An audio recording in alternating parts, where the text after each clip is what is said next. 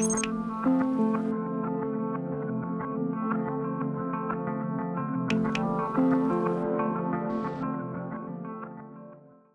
first uses of the internet were to send an email.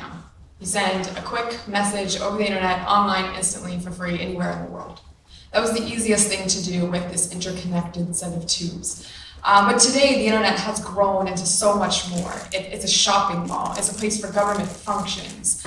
We use the internet for e-commerce. So many types of our daily functions are now embedded within the internet technology. But in the early days, that was hard to conceive, and no one would have been able to foresee what the internet grew into today. So currency is very much like how email was with the early days of the internet. The easiest thing to send across the blockchain is currency, something of digital value. However, we're still in extremely early days, so we're about 6 years into this new blockchain technology. To give you some context there, TCP/IP, which is another layer of the internet, that took 10 years to build. So we're in extremely early days. There's a lot of basic pieces of infrastructure that still need to be put into place for this new ecosystem to be able to function properly. And what it's going to grow into, we have no idea. The limits, there are no limits here. You can use the blockchain to issue, identity, title. You can, foreseeably issue birth certificates over the blockchain. A couple weeks ago, I attended a really fantastic event with my colleague Eric, Martindale in Bretton Woods, and we got to meet one of the people who's behind a project called Identity 2020. This is a project that Lucy Liu from Charlie's Angels is also a part of, but they're looking at issuing birth certificates over the blockchain. So why would you want to do that? Why does that matter? Well, here in the United States, it's very easy to take for granted some of basic functions that we have, like a government that can prove who their citizens and that a birth took place. But in other parts of the world, like Bangladesh, human trafficking is a very serious issue.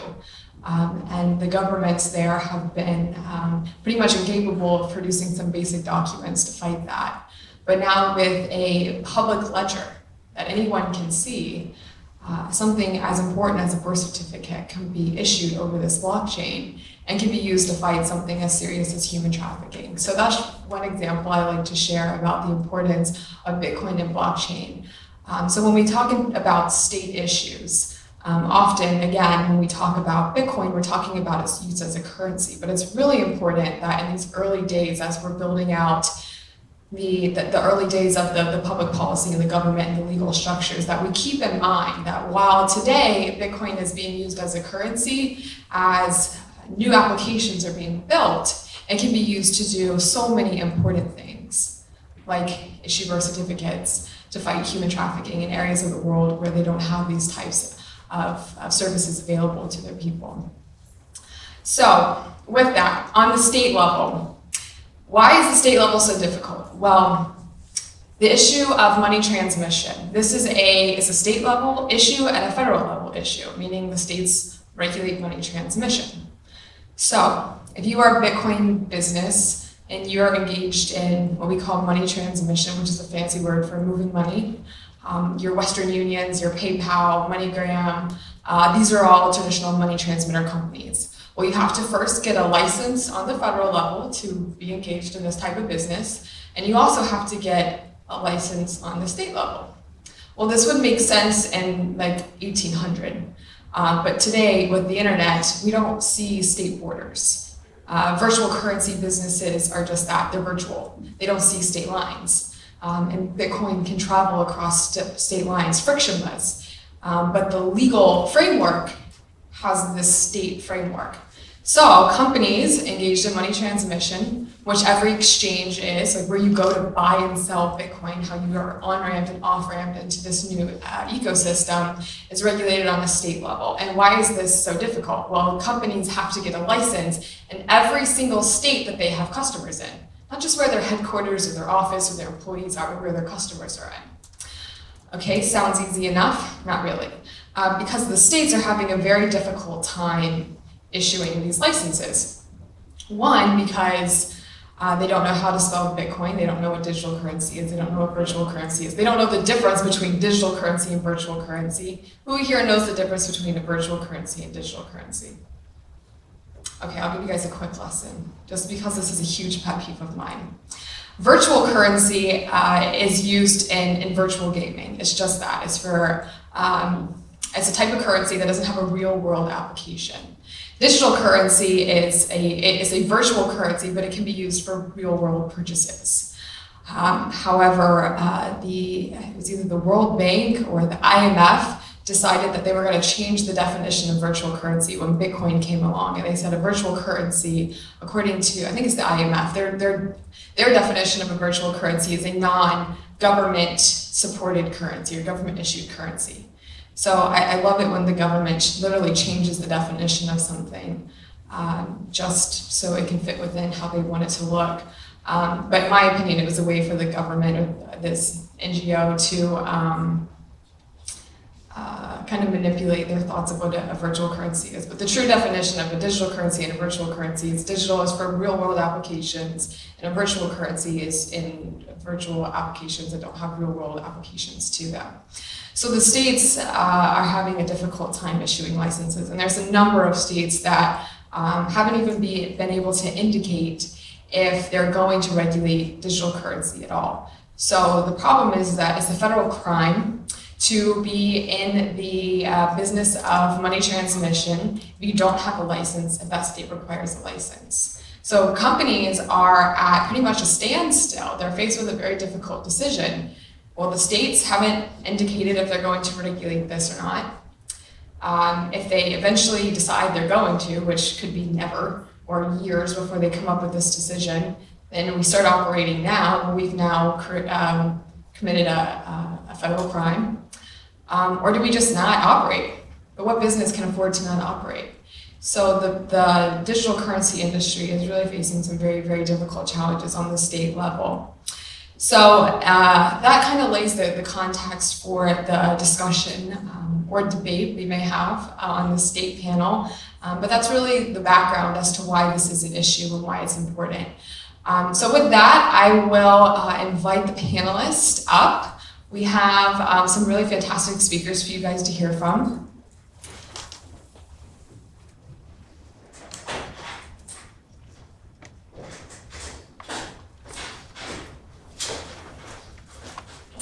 And are we mic'd here, or what is the microphone situation for these guys?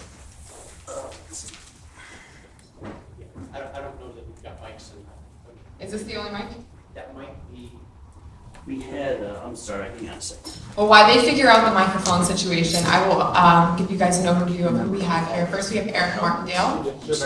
While he doesn't claim to have an official title, I will boast on him a little bit. He's working as a consultant, but he's also working on his own entrepreneurial venture in this space. He formerly worked at BitPay, which is one of the larger payment processors, and really has a very strong technical expertise in Bitcoin and blockchain. Arika is with Gide, which is a government affairs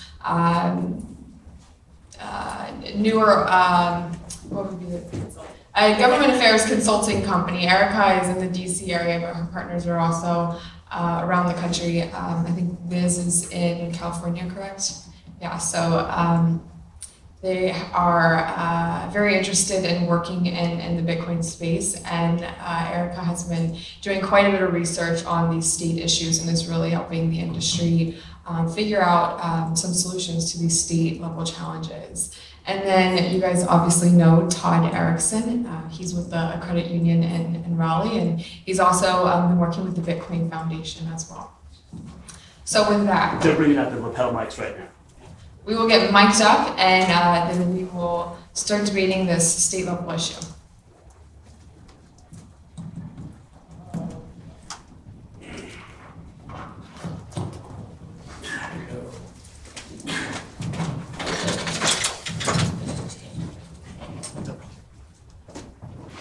I have a background in theater, so I can generally project my voice. I have a loud voice. I was going to say, I don't even know if it needs the word correct. I think all three of us can almost project. Test. Seems reasonable enough. All right. I would add, I think it's almost 50-50. So my background is I work a lot, especially with startups that are in highly regulated industries and trying to help them navigate regulation and legislative issues.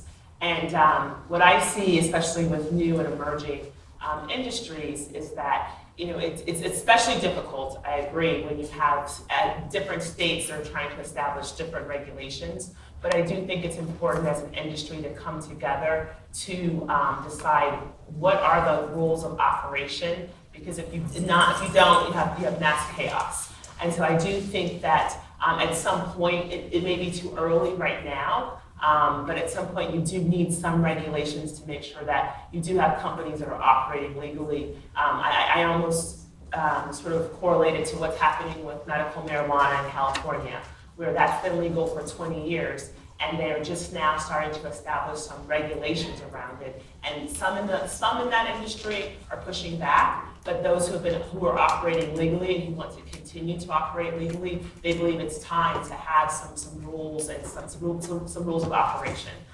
But you also see states like New York where, because of the BIT license, you see companies that are having to pull out and they can no longer operate there. So it's difficult. I think it's a difficult decision, but at some point you do need regulation. I think it's deciding what's the right point and what does that regulation look like and how can you make sure it's streamlined across the country and it's not state by state, especially to your point earlier, Perianne, when you're dealing with virtual that doesn't currency that doesn't have state lines. Yep, and I would agree with, of course, everything that we say in the panelists. What I would say, I think that the state levels, some of the really large challenges that I've encountered in my tour across the country is ambiguity is never a good thing for any startup businesses, in particular. But not only that I was speaking with somebody this morning, and one of the things that they said to me was, they said, what they didn't want to do was run afoul of the law, even unintentionally. And we've seen that happen. We've seen arrests where it may have, with no clarity, well then of course, then people get in trouble. Not even with good intentions, that happens. So I think you've got the ambiguity, between the IRS, between FinCEN, between this, and the states, currently that I'm aware of at least, there's 14 that have not legislatively ruled, but have judicially ruled that Bitcoin is not money for the purposes of money transition. That is just a judicial interpretation of the current definition of money, but that didn't really provide any clarity. It just simply said we're not going to prosecute you today until something changes. So I think that's an issue. And then I think you've got the established players in all of the states, and they can't participate, or it's very difficult because they don't have any clarity. And I can tell you that being in a very highly regulated industry, the last thing you want to do is create any friction with your regulator or your state examiners. I mean, you really want to keep them. You want to keep a relationship with them, and going out into something that pushing your regulators to do something. I can tell you that most we want to keep the relationship with them very good. So, and I have to agree with Arika that when we say need regulation, I know that does not resonate well with the Bitcoin community because nobody wants regulation. But without some clarity, without any clarity, like New York, we're seeing them leave. Now the question is, will that additional clarity provide will that provide some groundwork for forward movement? And I don't know. I mean, certainly the BIT license, I think, is that's a different panel, right? But yeah. So I agree that I do agree that with no clarity, that's undesirable. I think we're seeing that in the states, that we're just seeing the judicial branch rule today. We're not seeing, and North Carolina is one of the first legislative to actually produce something. And I think we could have a whole panel just on that alone. But hence the reason going forward, I think we're going to have to get some clarity. Otherwise, no one can have. All right, so I want to take a poll. So state regulation, a barrier to entry or a roadblock? Barrier. Barrier? I would say it's a roadblock, but it can can still get through it. Half and half. Yeah, oh, and I get to be the swing vote. It's just like the Supreme Court. Oh, no, I'm going to weigh in on this too. Okay, good. All right, so we can do that. I'm going to say my observation is that it is more of a roadblock because I'm seeing lots of people try, but get stymied along the way. So I'm going to say roadblock.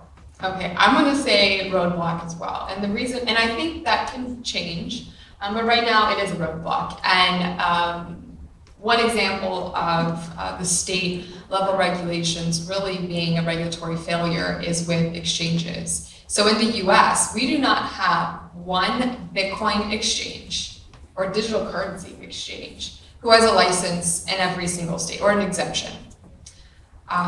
So there's not one company in the entire US that is allowed to operate throughout the entire US. We don't have that at all. So when you think about Bitcoin, there's some perception issues, there's been some scandals. I'll address those head on. So one of the biggest scandals was Mt. Gox. That was an exchange that lost millions of dollars of consumers' Bitcoin.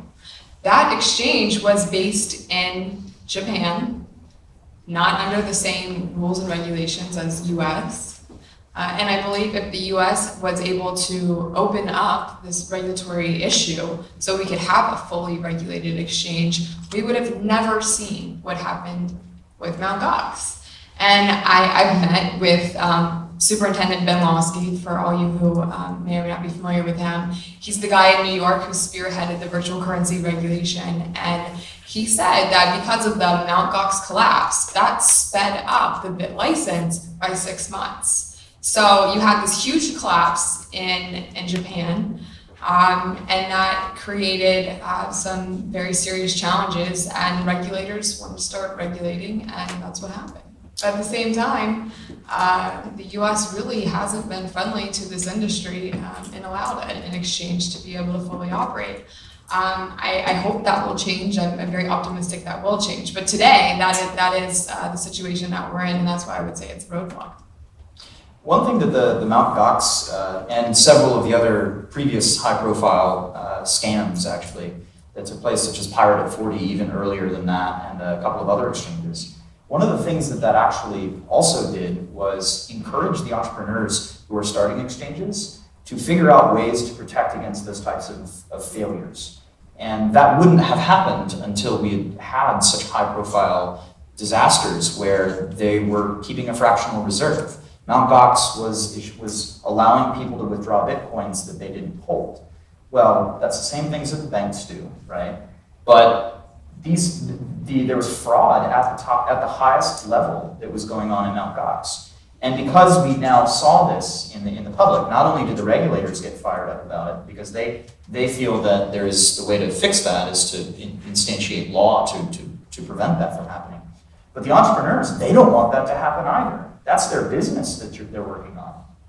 So they're developing technologies to prevent these types of things outright. And I think that's one of the more important things that came out of this, in addition to the regulatory conversation. Okay, and for companies that do have to navigate the state regulation, what is it like for a company to have to do that? What is a day in the life of an entrepreneur who has to figure out how they can be legal around the country? Well, as an entrepreneur, certainly at BitPay, and since then, these regulations are changing very rapidly. The proposals, there was 2 major proposals for the bit license. There was regulatory guidance initially issued by the IRS, the tax guidance. So it's constant. You have to pay attention and keep track of these things. Once you keep track of them, if you're not a lawyer yourself, you have to either have a really good friend who's willing to read it for gratis for you. And you get what you pay for. Right, or exactly. And you have to, these things are such high stakes. I mean, this is changing the future for a very long time. We're seeing people go to jail. People our friends have gone to jail, and people that we've known personally have gone to jail. They're not bad people, they're not criminals. It's just they failed to keep up to date with the regulations and failed to do what was apparently imposed upon them. So it's difficult, and it's expensive to keep track of these things. And then how do you, as an entrepreneur who lives and dies by your ability to make a business work, how do you change it? How does these rules how do they impact your business, and how are you expected to change parts of your business every time there's a regulation coming out? It's very tenuous. Yeah, I would echo that. I'm not an entrepreneur in that industry. Yes, and I would say in the digital currency industry, but in working with companies, I can only, I emphasize to them how important and critical it is to make sure you're staying on top of what's happening. You're tracking what's happening at the state and federal level, because it's very difficult to keep up with everything, and it's a very fluid, I would say, regulatory environment right now. But the other piece I think is extremely important is making sure, as the entrepreneur, as the business owners, or as anyone that's involved in the industry, that you're also doing the proper education of the rule makers who will impact your business. Because oftentimes, if you, especially when it comes to government, if you are not out there educating them about what Bitcoin is, what digital currency is, what virtual versus digital currency is, they'll allow themselves to either just make up their own definitions, or you'll have other bodies that may not be supportive of the industry that will come in and define it for you, and it may not be in a way that's positive for the industry as it seeks to grow. So I would say, what's always tough, especially with some of the companies that we work with that are startups, is that most startups are heads down, focused on trying to build out their products, or build out their technology, scale it. Having to also worry about the legislative and regulatory piece is not something that they really have the time, and oftentimes the time or the resources to do, but also it's not their background. And to your point, unless you have a lawyer or you hire consultants or things like that, it's very difficult to track. But if you don't factor that into your business plan and to your growth plan, you can get into a lot of trouble, not just in terms of how you grow your business and how successful it is, but there's legal ramifications, especially in a very highly regulated financial industry. Yeah, absolutely. And I would say my perspective from a little bit different than entrepreneurial. I'll take the position of the institutional organizations, state banks or state credit unions.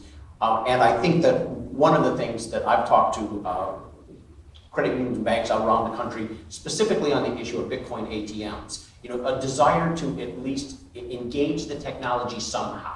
And that was where we found a couple of them that said, well, we'd like to be able to put one in a branch, just something small like that. And I think what's happening is the state level, when we talk to the institutions try to talk to their state examiners, I agree that they either have no information, they've heard negative information,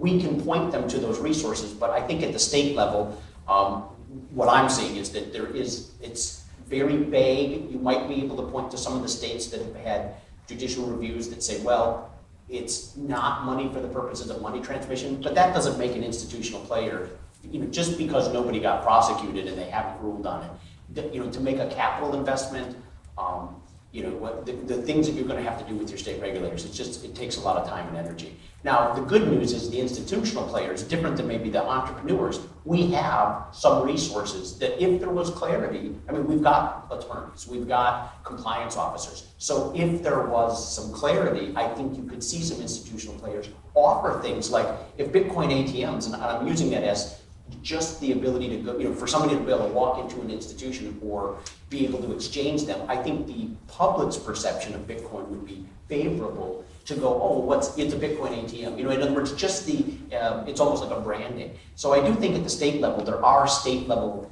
institutions that if there was some sort of clarity, they have resources that they can invest in it.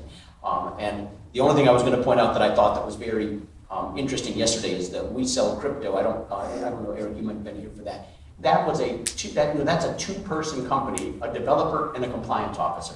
And I thought, no business that I ever know of, is 50% of your workforce just simply compliance? That's clearly unsustainable. And I admire the fact that a two-person company could even go through all the hoops to get a money transmitter license, but it just goes to show how difficult for those small people that are trying to fill a niche, how difficult that is. And again, the state level, they're trying to do it at the federal level, but state level, they just have to. It's a daily fluid, battle.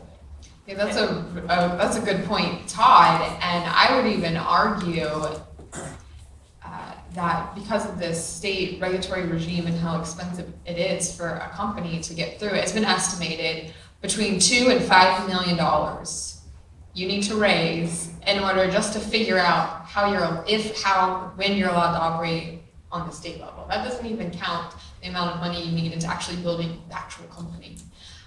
So the argument that I pose is that there's no such thing as a small business anymore. What small business, raises $5 million? Most small businesses are lucky to raise $500,000 to get started in their seed round.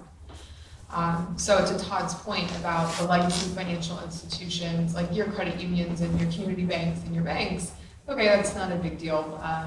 They have additional resources to help with those kinds of challenges.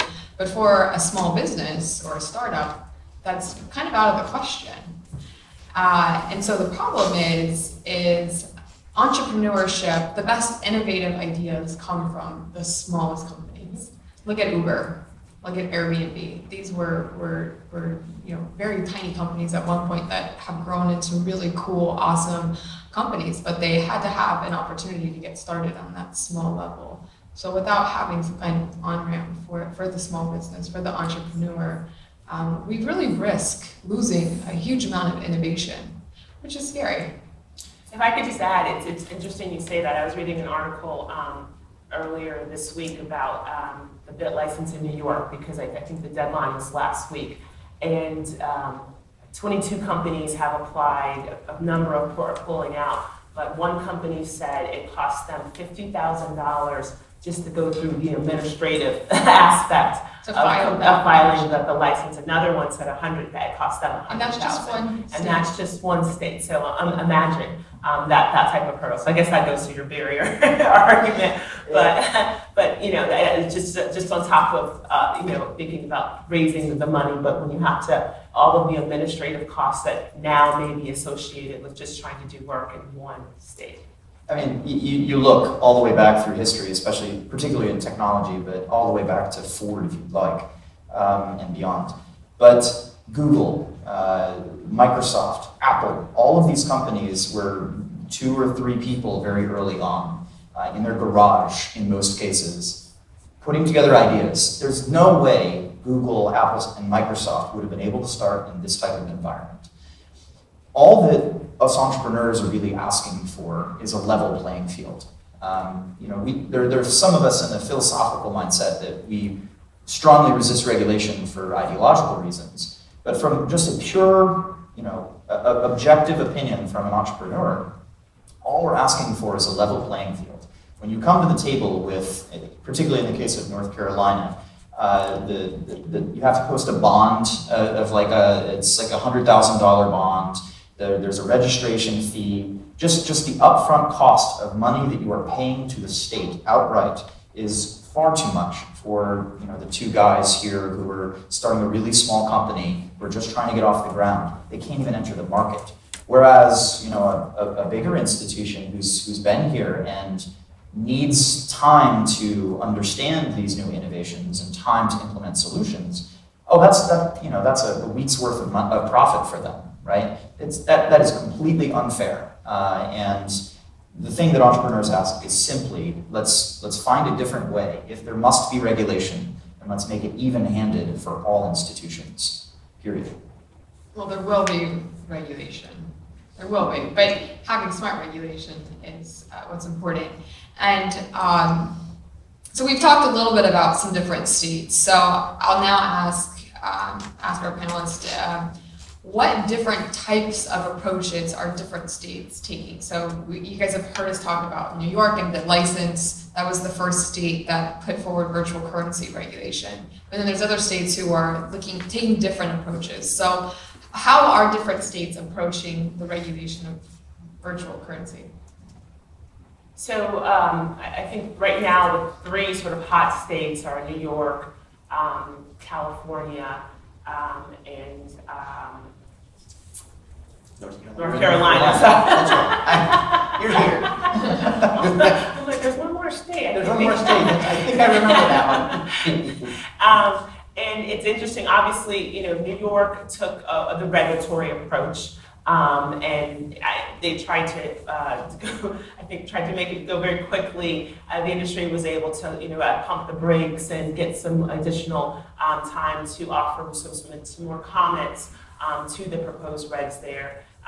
North Carolina and obviously California are going the legislative route, and we'll see what happens, with sessions ending soon and with how those bills will ultimately either be passed or if they will continue to next session. I think there's a debate about what's the best way to do it. From my perspective, I think as an industry, what would probably be smart is if the industry comes together through groups like the chamber, and I know it's difficult anytime you have a trade association, but if there was some model legislation or model regulation that the majority of the industry could get behind, that could be the baseline that is circulated to the states and educated to the rulemakers, to me that's the better route, as opposed to situations such as North Carolina where they're taking an existing law and sort of adding this, the digital currency part to it, and in California where it could be debated who's pushing that legislation, what industry group is really behind it, and how positive it will be. And obviously, what's funny in New York is I don't know the gentleman's name, but the regulator of it. He's now, after he finalized story. Yes, the regulations, he then resigned and now is starting his own consulting company, right? So he can help navigate. It's kind of a funny pattern. Yeah. The regulators and the lawmakers will write these really big, long documents. Yes, yes. And then they will start a company that charges to help understand the document. Right. It's kind of circular. Right. Well, he's not allowed to work on any virtual currency, anything. But so he says he's not. Wink, wink. But that's exactly what Ben Lonsky did, the superintendent of the New York Department of Financial Services, which is the regulator in New York that oversees insurance and financial institutions and now virtual currency. But New York was the first state to put forward their own virtual currency specific regulation. So they came up with a whole new way to regulate just virtual currency, something completely new. And then literally days after that was published in the in the state register, he resigned, gone. And the problem is that we spent 2 years working with his department to figure out, bit license. There were a lot of concerns raised from the industry. There's still concerns, but now that he's gone, who's going to be there to make sure that the regulations are interpreted the way that the industry voice was heard during these hearings and debates? Or it could be an opportunity, because you could now have some new stakeholders that come in that may have a different perspective and may be more open to some of the changes that the industry wants, especially as you're seeing companies say, I will not operate in New York under these standards. So I think it will depend on how loud that voice is, and then how many companies will continue to operate without the BIT license and how controversial that becomes as well.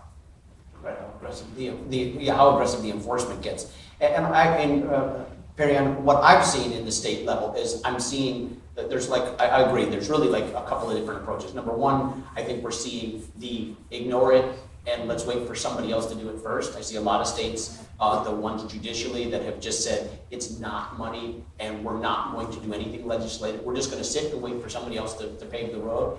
Don't like that approach, but cross your fingers and close your eyes. Cross your fingers, close your eyes. Exactly. I have a very, and I've talked to a lot of people in conversations, the North Carolina approach, institutionally, amending the definition of a legal instrument to include a digital currency makes fundamentally some sense, where you can mobilize institutional resources to go, if I just tuck in another definition, I could see that would provide all the infrastructure that might be a way forward. I don't know that I love it. There's reasons not to do that. But one of the things that I think that's not been clear in any of the legislation is, especially in the Bitcoin blockchain space, is what is money transmission, because the old definition, where we're not just talking about exchanging, exchanges, we know those are money transmitters, and I think that's, everybody goes, but we're finding alternative uses of the Bitcoin blockchain.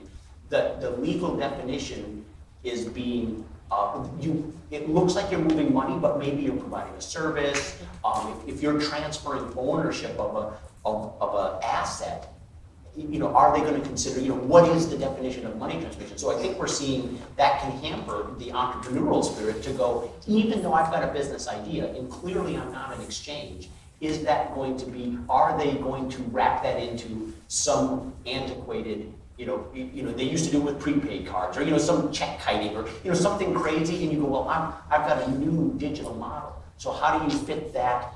I think that even if they come forward with state level regulations, if they don't provide some clarity to clearly what is money transmission, you could run afoul even with regulation. Because the Bitcoin and the blockchain is so different, it allows you to do things that might look like money transmission, but are really just a different business model. And so here in North Carolina, and this is really a battleground state here. This is a very important state for the industry. Which is why I think this conference is so important. But the legislature has put forward a bill that the approach here is where they're amending the existing money transmitter laws, as opposed to what New York did. They just wrote their own virtual currency law. So let's talk about North Carolina. Perianne, I think Dan, did you have a question? Oh, I have a question. I wasn't sure if I could ask the panel a question. Yes. You're the one in charge of the conference. Anything you'd like, Dan? Well, we got plenty of time. I just, I'm a little troubled by having some of the Bitcoin regulatory framework falling under the jurisdiction of the North Carolina Banking Commission, and I'm sure other states are weighing separate options. What is your opinion on that, and should there be an independent commission? I know New York State Department of Financial Services is a little bit different than the Banking Commission in this state, but do you think that's the way we're moving? Do you think these states are going to be regulated under like the banks, for example? I just personally think that's kind of contradictory, but I wanted to see what your take was. Personally, I feel that it's deeply contradictory. Speaking in regards to the 3 states that have made some guidance available. New York is obviously one of the heaviest banking-centric states in the union, if not the. And second only it's North Carolina, right? North Carolina, I think, it feels this regulation has followed suit almost exactly in lockstep with something very similar to what the BIT license was. And I think these are very, very focused on Bitcoin as a money system. And as we described earlier, there are so many other uses of Bitcoin that regulating it from the banking perspective not only is too early, but is highly corrupt, because they're literally trying to defend the existing institutions they have. They're trying to defend their existing profit mechanisms. And so they are the ones pushing all of this regulation, and that's what's happening. I don't know if the answer is an independent council or if it's... I say no more additional government entities. I agree. I think that it is absolutely essential, because banks and governments and large institutions have a slow time to consume new information. So they're just catching up with the fact that Bitcoin exists at all, okay? They don't even understand or possibly even know yet about Augur, about storage, about Ethereum, about all of these other things that exist out there that have nothing to do with money transmission or money at all, for that matter. You're going to end up in a situation where technology companies, imagine Microsoft being governed by some sort of banking rule. Like Microsoft isn't a bank, or Oracle being they're a database company, right? Like being governed by rules about money, like that doesn't make any sense whatsoever. And what we're dealing with here is an entirely new type of thing. The legal framework has never seen anything like this before. And if the legal framework, as we understand it, is ever going to survive, they have to come to terms with this new thing. We have to invent totally new guidance for what this is. I would agree. I mean, I think, again, it goes back to making sure that those who are making the decisions, the regulators, the lawmakers, they're educated on the blockchain technology and it not just being just, viewing it as just money being transmitted, and that's why this is the best place to throw this new regulation in. But again, without the proper education, and I think without the industry, really forcefully coming together, and I know there's lots of efforts that are underway to do that, but I think that's where the problem lies, and that's not specific just to this type of industry. I mean, you look at healthcare, there's lots of industries where there are so many multi-layers of folks who are involved from a government oversight level where you're not 100% sure why they are, peeking into your industry. But again, I think right now, since this industry is still in its infancy, and you've only seen major movements in a couple of states, it's a good time to define what is the right regulatory and oversight body for the industry, and is it creating a new one? I mean, I agree, you don't need another government entity, but where is the appropriate place for it? And I think it's really tough. It's a tough question. Yeah. It's a tough issue to work through.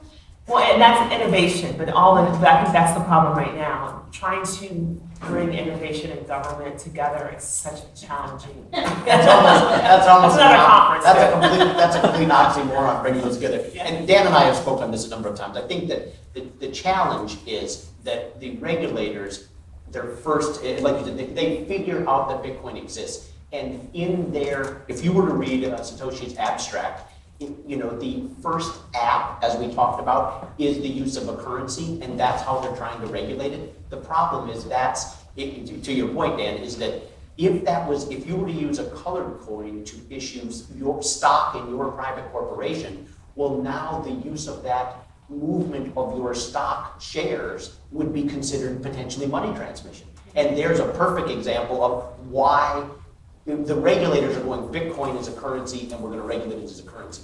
Unfortunately, the only thing I've seen is judicially, they said, one of the rulings in Texas said, Bitcoin is money when it is used as money. Now, if they were to put a little asterisk next to Bitcoin going, when it is used as a currency, well, of course, that will get liberated in the judicial branch. But I do think that the states that are doing this, like North Carolina, the problem with New York and of course North Carolina, I think is that they will end up driving innovation out, because if all uses of Bitcoin are now considered money transmission, no matter what you do with it, well, that could certainly be very problematic, and you could get people that just simply will not do business here. And I think that going through the work to get a state license, if you were a local business in North Carolina, if you're going to use Bitcoin as the money of the internet, well, North Carolina is a pretty small internet in terms of the number of users available as a business model. I think that's where it gets a little more challenging. So yeah, to Dan's point, I think that the regulators just have heard of it, it's one thing, and they're trying to stuff it into that box. And I think that will be challenging, if not destructive. Yeah, so Dan, another way that I would look at this issue that you pose is, so the early days of the internet, there was a moratorium placed on regulation. So there was just a hold period where regulation was not passed over how they were going to regulate this new interconnected set of tubes. So they just kind of let it go and develop and see what happened. And then regulation came in a little bit later. But in the earliest days of internet, the first app was email. So email kind of was a replacement, not a replacement, but an upgrade to the postal service, right? So if we would have taken the same approach to the internet would be regulated under the Department of Transportation. So, and how wrong would have that have been? And how much different would the internet look today if the Department of Transportation would have been the regulator of the internet? And the problem is that we don't know what Bitcoin and the blockchain is going to grow into. It's still a baby. When it grows up, we don't know what it's going to be. And in the earliest days of the internet, we knew about email, but we had no idea how much it would make our lives so much better. How many of you can imagine even a day without the internet? you'd be lost. You couldn't get around without your smartphone. I would be lost. I mean, my smartphone is my map, it's my email, it's how I communicate with my family and my friends, it's my camera, it's my shopping mall. I'd be sad, lonely, naked. Well, even the introduction of cameras to cell phones was an oddity. You go, well, what? I already got a camera. What do I? And today you would go, how many uses that were completely unimaginable? QR code, all the things today that we take for granted. I agree that's you'd go, well, those little if you stifled it, you'd never find all these great uses for it. So Todd, I'm gonna poke into Todd a little bit because I'm just dying to get inside his brain because you're here, you're in Raleigh, and you work at a credit union.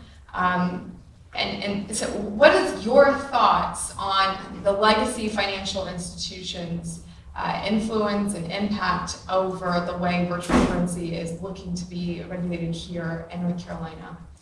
Well, that's an interesting question because I've obviously spoke to credit union boards, and they're not quite as entrepreneurial as some, but there are some interest. The people, they live here and they see this, and a lot of them, believe it or not, even in the banking and credit union space, they understand some basics of technology and they look for an opportunity to offer innovation or to lead. Now, not all of them are that way, of course, but there are some that want to be able to do that. But trying for a board of directors and for an executive team, the compliance is obviously gigantic for us.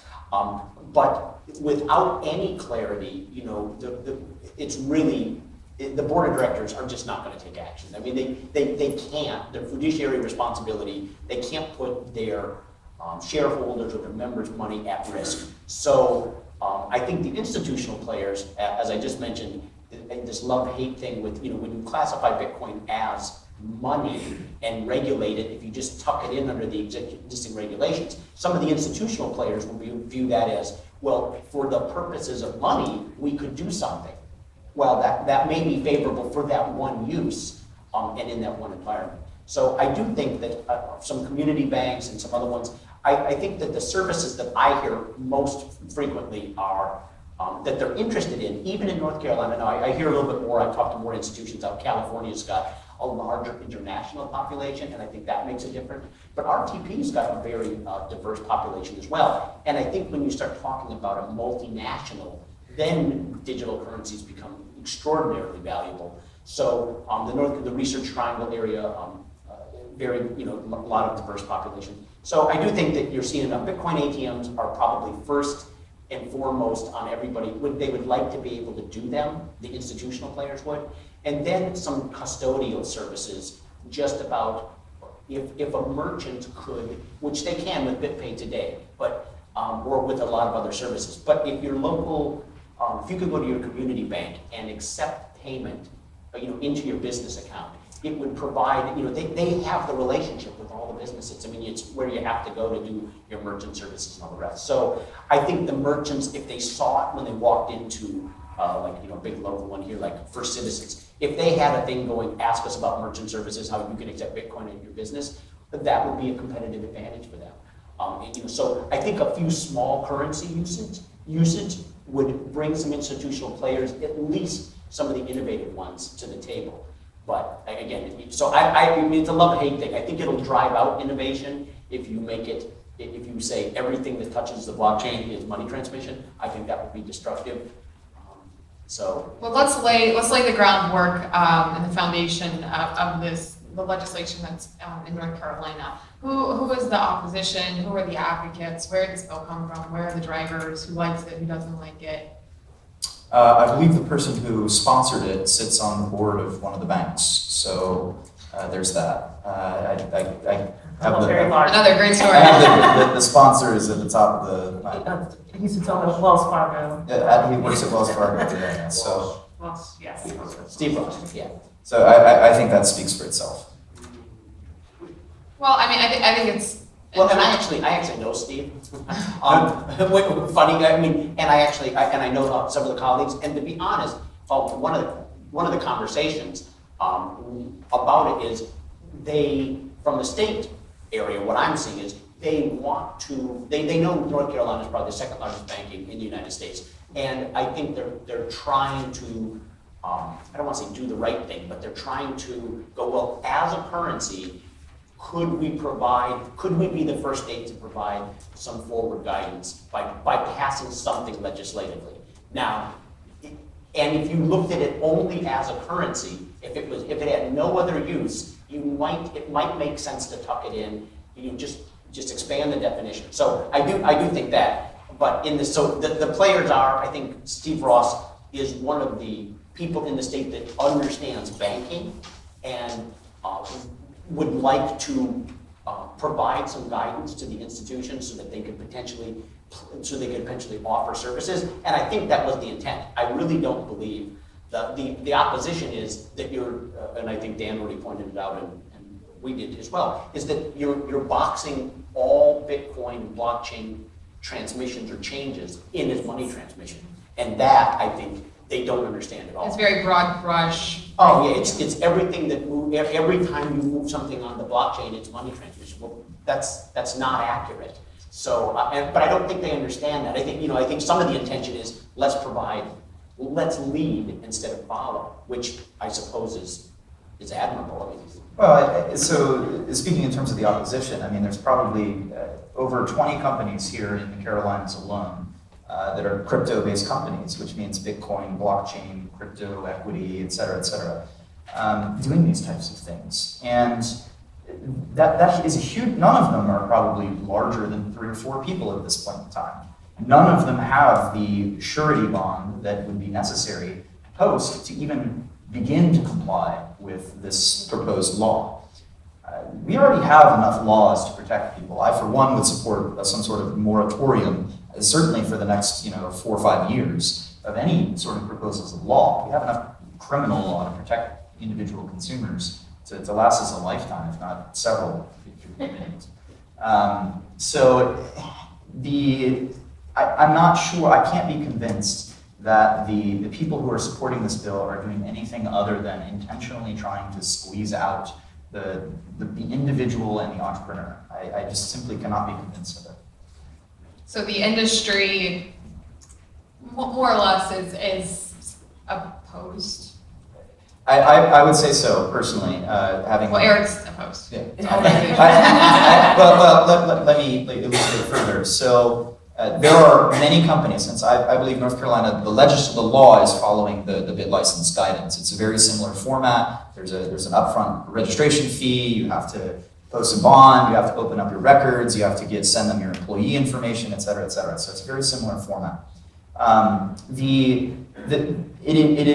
You're starting to see companies refuse to do business with consumers in New York, and you will see the same thing with North Carolina. They just will simply not do business here. In fact, I've started to see several services in their sign-up process. They're Bitcoin companies.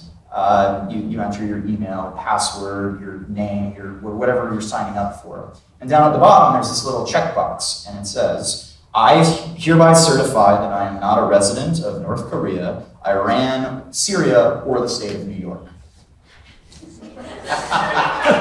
Which is always what we all believe in. And I believe, Arika, you've spoken with Coinbase about this issue. I have. I've spoken with John Collins, who does government relations for Coinbase. They have a different position on the legislation, as I'm sure most of you know. They feel as though it's just an update to existing legislation, and they're in a different position because they obviously are a much larger company, and they also have a money transmitter license as well. So in terms of how it will transform the way they do business, it's limited. So the impact is limited. So I don't think they're as concerned about the legislation not progressing and being passed. But I do think that they are, I don't want to speak on their behalf in any way, but I do think that they are open to trying to work with industry in other states because they do have resources that other startups don't have to come up with, again, maybe it's model legislation or regulation that will be good for the industry as a whole. But I think specific to North Carolina, they are on the other side of the table. I agree. They're definitely, if you read everything that they've posted, they're definitely favorable. But it makes sense as a money transmitter. They already have the capital. They already have compliance officers. I think they'll view that as, well, we'll just comply with all the rules and regulations of a money transmitter, which they are, and they're an exchange. But I agree that they're not.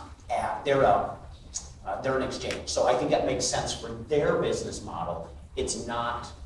It's probably easier than trying to create a new regime that they have to try to comply with. You know, the North Carolina proposal is probably favorable to, say, the BIT license for Coinbase. But yeah, for them it would make sense. They've already got the capital. You know, they're not thinking of the alternative uses. They're thinking of it as exchanges. So to wrap this up, what I'm hearing is the legacy financial institutions are the drivers of the bill. The North Carolina crypto industry is opposed, and the one California-based company with over $70 million in capital and who already has their license in North Carolina is for it. That's a good summary. I think the other major, I would bet that the other major exchanges would also view it as probably favorable to BIT license. Again, if once you've gone through the bonding process and you've got the capital, you know, adding another state, while laborious, is still doable. But for the startups, as you know, Eric would say, small people, it's completely untenable. There's no way you can, you know, the average person or startup group, like you said, isn't going to come up with a $250,000 bond. It's just not going to happen.